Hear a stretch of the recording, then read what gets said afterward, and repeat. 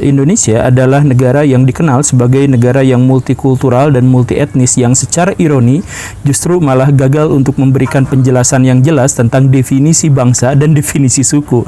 Kita itu kan sering menyebutkan bahwa ada suku Jawa, suku Sunda dan sebagainya, yang itu sesungguhnya menyalahi konsensus. Kenapa? Karena yang dimaksud dengan bangsa itu adalah sekelompok masyarakat yang memiliki budaya yang berbeda dengan bangsa lain, yang memiliki kekhasan. Budaya yang dimaksud itu apa? Di antaranya adalah bahasa yang berbeda, sistem ilmu pengetahuan yang berbeda, adat yang sangat berbeda. Dan karena itu maka Jawa itu bukan suku tetapi bangsa. Karena dia sudah memiliki bahasa dan tata aturan yang lain-lain yang membedakannya dengan suku bangsa yang lain. Demikian pun dengan Sunda, Batak, Ambon dan sebagainya. Lalu suku itu apa? Nah, suku itu Simbolon, Nasution, itu suku. Kenapa seperti itu? Karena yang dimaksud dengan suku itu adalah unit kecil dalam bangsa yang menganggap bahwa mereka berasal dari satu keturunan yang sama, berasal dari satu leluhur yang sama. Demikian. Nah, tetapi kenapa bangsa Indonesia sekarang menjadi agak kebingungan untuk bisa mendefinisikan hal yang semacam ini? Karena founding father kita sejak awal memang berusaha untuk menciptakan satu kesatuan agar menjadi salah satu legitimasi bagi kesatuan bangsa ini. Seperti itulah. Tapi ya saya pikir memang enak kayak gitu ya. Jadi kita itu adalah konfederasi bangsa-bangsa. Tetapi di sini juga muncul sedikit masalah bahwa di antara sekian banyak suku bangsa di Indonesia, suku Jawa dan suku Sunda yang kalau digabungkan itu mencapai 60% dari total populasi Indonesia, itu ternyata memiliki beban historis bahwa mereka itu konon katanya berkonflik semula, bahwa mereka itu konon sejak awal bersaing dan sebagainya. Dan ini memunculkan fenomena-fenomena sampai zaman now. Misalkan nama Jalan Hayam Wuruk itu di Bandung baru ada tahun 2018. Karena orang Sunda sejak dulu memang menolak semua hal yang terkait dengan unsur-unsur Kemajapahit karena dendam masa lalu, begitu kan? Atau ada juga cerita tentang bahwa orang Sunda itu secara kultur tidak boleh menikah dengan orang Jawa dan lain sebagainya. Nah, karena itu kita di sini akan menjelaskan, kita akan membuat sebuah perbandingan antara suku Jawa dan suku Sunda. Orang Sunda dan orang Jawa itu sama-sama berasal dari rumpun Austronesia, atau tulisan yang lebih jadul misalkan menyebutnya sebagai Deutero Melayu, orang-orang Melayu baru. Maksudnya adalah ada migrasi besar-besaran ribuan tahun sebelum Masehi dulu dari sekitaran Indochina. Di situ ada wilayah Vietnam, ada Kamboja yang diklaim sebagai nenek moyang bagi orang Jawa dan Sunda. Ada yang menyebut Bakson Hwabin, ada yang menyebut Yunan dan lain sebagainya. Pokoknya dari wilayah sekitar situ. Kemudian dari situ bermigrasi ke sebelah selatan dan akhirnya menciptakanlah suku yang namanya suku Sunda dan suku Jawa. Tetapi itu adalah satu teori. Misalkan teori Heine Gelderen yang melihat migrasi itu dilihat dari gerabah-gerabahnya, atau Keren yang melihatnya dalam struktur bahasa. Tetapi ada juga teori yang lebih baru dari Stephen Oppenheimer yang meneliti DNA dan folklore masyarakat di Asia, yang menyebut bahwa justru sebaliknya, orang-orang Asia itu pada umumnya memang berasal dari Sundaland, dari Nusantara yang 11.000 tahun yang lalu ditenggelamkan. Karena tenggelam, maka orang-orang Sundaland itu menyebar ke seluruh dunia dan membawa serta folklore-folklore mereka. Tetapi bagaimanapun ceritanya, itu kita sepakati bahwa kita itu adalah rumpun Austronesia. Di antara teori-teori yang terverifikasi itu ada juga teori-teori yang terlalu liar. Misalkan orang Jawa itu ternyata berasal dari Yahudi, gitu kan, Jawa, Jau, Jeu, Zeus, Yahudi, ya, ada yang seperti itu. Makanya Nabi Sulaiman itu katanya adalah bukan orang Yahudi, bukan orang Israel, tapi orang Jawa, ya, gitu kan ceritanya. Makanya Candi Borobudur juga dibuat sama Nabi Sulaiman. Buktinya apa? Salah satu buktinya itu adalah Nabi Sulaiman namanya Sulaiman. Nah, kan ada teori yang seperti itu. Ini bukunya yang ini, Pak Profesor lagi yang bikinnya. Kan orang-orang Jawa itu namanya Soekarno, Soeharto, Katmo, ya makanya wajar kalau di sini namanya juga adalah Sulaiman gitu ya. Tapi kalau logika berpikirnya seperti ini, saya jadi menduga-duga jangan-jangan Superman itu bukan berasal dari Krypton. Ya, kita abaikan teori-teori itu. Ya, kita sekarang masuk ke dalam pembabakan sejarah. Dalam pembabakan sejarah, mana yang lebih awal, Sunda atau Jawa? Tentu saja adalah Sunda. Orang Sunda sudah memulai peradaban menulis mereka itu sejak abad ke-4 atau ke-5 Masehi. Ada prasasti yang ditulis ditulis oleh Raja Purnawarman yang menyebutkan bahwa dia adalah raja yang tinggal di Sundapura, di wilayah yang sekarang namanya Bekasi. Kemudian dia memerintah dengan sebaik-baiknya dan kemudian mengontrol wilayah-wilayah yang ada di sekitarnya dan seterusnya dan seterusnya. Banyak sekali catatan, ada 7 prasasti di situ. Tetapi dalam naskah-naskah yang ditulis belakangan bahwa Raja Purnawarman itu bukan raja pertama dari Tarumanagara, dan Tarumanagara pun bukan kerajaan pertama di Jawa Barat. Ada yang lebih tua lagi. Jadi kalau kita lihat misalkan kakeknya Purnawarman itu namanya adalah Jaya Singhawarman. Dia adalah seorang India. Dulu dia tinggal di India, tapi kemudian ketika ada invasi dari Samudragupta, seorang raja besar di India, dia dikalahkan, dia kabur ke Jawa Barat. Kemudian di Jawa Barat dia bertemu dengan seorang raja dari kerajaan Salakanagara. Namanya adalah Dewa Warman ke-8. Nah, Dewa Warman ke-8 yang orang Sunda itu menikahkan putrinya dengan Jaya Singhawarman yang barusan berasal dari India. Dan kemudian dari anak situlah kemudian lahirlah kerajaan Tarumanagara. Jadi sistem politik orang Sunda itu ternyata dipimpin oleh setengah orang Sunda dan setengah orang India. Klaimnya seperti itu, tetapi klaim ini tidak terkonfirmasi oleh sumber-sumber yang lebih valid. Dan kalau misalkan kita menyebut lagi bahwa ternyata Dewa Warman ke-8 tadi itu yang merupakan mertua dari Jaya Singhawarman, itu juga leluhurnya adalah orang India, karena Dewa Warman ke-8 itu keturunan dari Dewa Warman I, dan Dewa Warman I itu adalah orang India yang menikah dengan putri dari penguasa Sunda yang namanya adalah Akitirem. Nah, ini Kang Diki itu orang Bandung juga. Aduh, Kang Diki itu sering bikin cerita-cerita yang dibuat lebay. Jadi ketika dia melihat bahwa nenek moyang kita itu namanya Akitirem dan itu nggak keren, kemudian sama dia diganti namanya jadi Arkitirema. Sampai bikin seperti itu bahwa ini adalah kebudayaan yang sudah maju, namanya Lemuria, kontak dengan alien dan lain sebagainya. Jadi Akitirem yang asli lokal Indonesia jadi Arkitirema. Ya nggak apa-apa sih, setiap orang mengajukan pendapat, penafsiran ya silakan aja, tapi itu pengikut-pengikutnya fanatik luar biasa sampai mengabaikan logika. Ya, tapi sudahlah ya, ngomongin Arkitirema terus. Ya, kita sekarang masuk ke orang-orang Jawa. Kapan orang Jawa memulai catatan tertulis mereka? Itu sekitar 660-an Masehi. Di bawah raja yang namanya Raja Sanjaya. Siapa dia? Nah, dalam naskah-naskah Sunda justru disebut bahwa Raja Sanjaya itu adalah keturunan dari Purnawarman. Tetapi sekali lagi itu gak terkonfirmasi, walaupun itu masuk akal juga, karena namanya seorang raja itu pasti berasal dari keturunan Jawa pula. Ini hujan, pagi-pagi padahal. Ya, kita lihat aja apakah suaranya nanti mengganggu atau enggak ya. Kalau sangat mengganggu saya potong aja.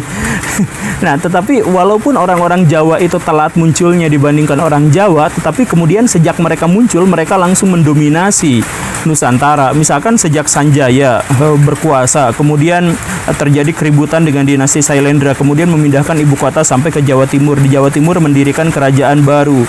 Dari mulai Medang, kemudian Kahuripan, kemudian Kadiri, muncul Singosari, dan muncullah kemudian Majapahit. Negara-negara yang saya sebutkan barusan itu adalah negara-negara yang memenuhi buku-buku catatan sejarah kita. Kan seperti itu, karena orang-orang Jawa itu menjadi dominan sejak kemunculannya. Dia menguasai wilayah-wilayah di luar Jawa dan sebagainya. Di saat yang bersamaan justru orang-orang Sunda hilang dari peradaban. Kita tidak menemukan catatan baru tentang orang-orang Sunda sejak Purnawarman sampai 1 abad berikutnya. Jadi mereka itu seakan-akan hilang di telan bumi dan hanya ada catatan-catatan terkait dengan hal itu misalkan dari sumber-sumber luar. Bahkan kemudian wilayah-wilayah orang Sunda yang menghubungkan mereka dengan dunia luar itu diambil alih oleh kerajaan-kerajaan Jawa, khususnya dalam hal ini Demak. Bayangkan Baraya, kerajaan Demak itu ada di Jawa Tengah, tetapi kemudian dia mengambil Cirebon, kemudian mengambil Sunda Kalapa, dan mengambil Banten, wilayah-wilayah yang semula dikuasai dan diklaim oleh orang-orang Sunda, sehingga praktis sejak saat itu orang-orang Sunda tidak memiliki akses keluar dan hanya ngulibek di wilayah Priangan. Jadi kalau Baraya lihat, ini wilayah Sunda itu seperti ini. Nah, sedangkan wilayah Priangan itu wilayah yang pegunungan-pegunungan seperti ini. Jadi orang-orang Sunda itu adalah orang-orang gunung. Nah, inilah yang kemudian menjadi penyebab sekaligus menjadi akibat bagi karakter orang Sunda dan orang Jawa yang seperti kita kenal sekarang. Orang Sunda itu tinggal di pegunungan, dan pegunungan ini bukan sembarangan pegunungan, ini adalah pegunungan paling subur di Nusantara. Jadi kalau kita lihat Nusantara itu adalah wilayah yang sangat subur. Tetapi di antara semua pulau-pulau yang sangat subur di Nusantara itu, yang paling subur itu adalah tanah Jawa. Dan kalau kita lihat juga tanah Jawa, maka di antara semua wilayah tanah Jawa yang paling subur itu adalah tanah Priangan. Nah, kenapa seperti itu? Karena konsentrasi gunung apinya paling banyak. Jadi di sana itu tanahnya hampir sepenuhnya adalah tanah vulkanis yang sangat subur dan kaya akan mineral. Nah, karena kondisinya bergunung-gunung juga, maka gunung-gunung itu kan menangkap air hujan. Udah mah Indonesia itu daerah tropis yang kaya akan hujan, penangkapannya di wilayah yang bergunung-gunung itu pula. Maka selain subur, tanah Sunda juga adalah tanah yang akan kaya akan air. Baraya tidak akan bisa menjauh dari sungai atau aliran air di Priangan lebih dari 1 kilometer. Baraya ada dimanapun sungai itu atau aliran air itu pasti kurang dari 1 kilometer sudah ada banyak di sana. Banyak sekali. Nah, saking suburnya itu, maka orang-orang Sunda itu selalu menyebut segala tempat itu dengan sebutan Ci. Si Cici, si Cici. Nah, karena itu pula lah orang-orang Sunda itu adalah orang yang menjadi pemalas dan orang yang tidak pernah mau berinteraksi dengan bangsa-bangsa yang lain. Kenapa menjadi pemalas? Coba Baraya bayangkan. Sebelum kontak dengan orang Jawa, orang Sunda itu makanan pokoknya itu apa? Singkong. Bukan nasi ya, bukan nasi, tapi singkong. Jadi mereka itu kesenangannya berladang. Dan kalau Baraya nanam singkong, maka Baraya itu menjadi orang paling pemalas di dunia. Kenapa? Karena kalau mau makan, tanam tongkat tanam, gak usah dikasih air, gak usah dipupukin, gak usah di apa-apa gitu ya. Tuh nungguin aja tidur rebahan gitu ya, 2 bulan 3 bulan, pas bangun lagi si singkong itu sudah bisa dipanen. Jadi sangat memudahkan. Tapi kalaupun tidak ada singkong, ada buah-buahan banyak, ada ikan di mana-mana, hewan-hewan liar di situ juga sangat banyak. Jadi orang Sunda itu sangat dimanjakan oleh lingkungan alam sedemikian, mereka itu tidak pernah mau pergi dari wilayahnya dan mereka malas untuk berinteraksi dengan suku bangsa yang lain. Seperti itu. Nah, buktinya apa? Mereka tidak mau berinteraksi dengan bangsa yang lain. Ketika mereka berinteraksi dengan bangsa yang lain, mereka kaget dan akhirnya menjadi inferior ketika ketemu sama bangsa lain. Kemudian mengikuti bahasa mereka gitu. Makanya orang Bandung misalkan itu daerah Sunda, tapi kalau misalkan orang sama orang baru ketemu menggunakannya bahasa Indonesia. Beda banget sama misalkan orang Jawa. Orang Jawa itu dimanapun mereka ketemu, mereka datang di Amerika mereka berbahasa Inggris, tapi ketemu sama orang Jawa yang lain mereka ngomong pakai bahasa Jawa gitu. Kenapa? Karena mereka sudah terbiasa, mereka udah resisten terhadap bangsa lain. Jadi kan kalau orang-orang Jawa itu tinggal di wilayah dataran rendah yang gunungnya sedikit, kan seperti itu. Karena itu ketika mereka mau makan, mereka struggle, mereka membutuhkan perjuangan yang jauh lebih besar daripada orang Sunda. Kan tadi orang Sunda itu cuma nancepin batang singkong, kemudian tunggu, gak usah diapa-apain, nanti bisa langsung dimakan. Orang Jawa bertani. Artinya apa? Si tanah awalnya hutan harus dibabat. Udah dibabat diratakan. Udah diratakan dipastikan bagaimana caranya ada air bisa mengalir ke situ, diciptakanlah sistem irigasi. Dan kemudian setelah itu pun nanam padinya harus diketahui gimana caranya, jaraknya berapa, nungguin musim dan sebagainya. Jadi untuk bisa makan, orang Jawa itu berpikir keras baru bisa makan. Orang Sunda tidak usah seperti itu. Makanya orang Jawa itu terbiasa untuk bersabar dalam menunggu, terbiasa untuk melihat celah, terbiasa untuk berpikir jangka panjang dan lain sebagainya. Dan ketika mereka misal berinteraksi dengan bangsa lain, mereka sudah terbiasa karena dataran rendah. Jadi banyak di antara mereka yang pekerjaannya adalah berdagang, kemudian berdagang antar pulau dan sebagainya.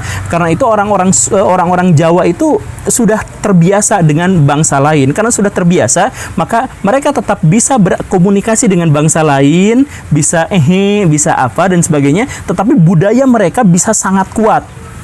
Dan masalah tempat tinggal ini juga lah yang membuat orang-orang Sunda itu menjadi pemalas, tapi cerdas.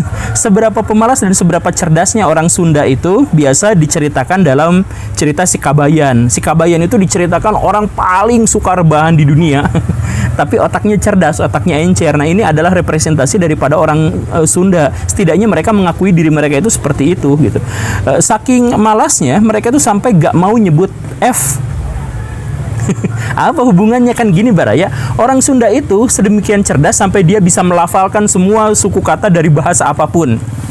Dan mereka Kalau belajar bahasa Inggris, belajar bahasa Rusia, belajar bahasa apa, itu biasanya mereka sangat cepat. Kenapa? Karena mereka tidak bisa, karena mereka bisa menyembunyikan logat atau aksen. Orang Jawa medoknya kan susah dihilangkan. Orang Sunda itu bisa saja. Nah, tetapi saking pemalasnya mereka nggak mau menyebutkan huruf-huruf yang terlalu berat. Z itu mengeluarkan energi yang lebih besar daripada jet. Maka orang Sunda nyebutnya jet. Atau F itu mengeluarkan energi yang jauh lebih besar daripada F. Makanya orang Sunda menyebutnya F. Bisa nyebut F, tapi mereka malas aja, jadi F. Seperti itu saja. Jadi jangan dibilang orang Sunda itu nggak bisa, tapi orang Sunda itu nggak mau. Makanya begini, orang Sunda sama orang Jawa ikut program transmigrasi dari pemerintah. Wah, hujannya membesar lagi ya. Ikut program dari pemerintah. Kemudian orang Jawa ditempatkan di Kalimantan. 5 tahun kemudian bukan hanya berhasil, mereka jadi kepala desanya di sana. Orang-orang Jawa tuh kuat, ulet gitu. Jadi di sana ya jadi orang ininya. Sedangkan orang Sunda, jangankan 5 tahun, 5 bulan mereka pulang lagi nangis-nangis karena nggak kuat lah tinggal di sana, mah mendingan di kampung saya sendiri. Makanya di tempat-tempat transmigran jarang orang Sunda tapi banyak orang Jawa. Karena kan seperti itu. Dan itu pula lah yang menyebabkan orang-orang Jawa pada akhirnya banyak yang menjabat, pejabat-pejabat tinggi, tapi orang Sunda jarang. Hampir tidak ada malah pejabat di Indonesia yang adalah orang Sunda. Tapi orang Sunda punya keunggulan dalam seni. Karena yang cerdas tapi pemalas itu kan yang seni gitu. Band-band terkemuka di Indonesia itu banyak sekali dari orang-orang Sunda. Bahkan Ahmad Dhani yang dianggap sebagai orang yang paling dihormati dalam musik di Indonesia, itu kan walaupun medok, dia tuh kan orang Sunda. Ya, seperti itu. Jadi ya ini mah bukan menentukan mana yang lebih baik, mana yang lebih buruk, tetapi ini terkait dengan bagaimana adaptasi sebuah masyarakat terhadap lingkungan. Jadi kalau orang Sunda karakternya seperti itu dan dianggap itu jelek, ya silakan rubah. Dan kalau orang Jawa seperti itu, ya kalau bagus silakan pertahankan, kalau jelek silakan rubah. Tapi pada prinsipnya kan karakter bangsa itu bebas nilai. Maksudnya orang Jawa ketika menjadi pejabat dengan karakter-karakter yang seperti itu mendorong mereka juga untuk menjadi koruptor kan. Dan orang Sunda yang kaya akan seniman dan sebagainya itu ujung-ujungnya kan juga menjadi masyarakat yang hedon gitu. Jadi itu semua adalah terkait dengan nilai-nilai budaya masyarakat yang muncul sebagai proses adaptasi mereka terhadap lingkungan. Bukan dinilai mana yang lebih baik di antara mereka. Dan kita juga seharusnya memang tidak layak untuk menyebutkan budaya ini lebih baik daripada budaya itu dan sebagainya. Karena ini terkait berpulang pada apa yang membuat mereka menjadi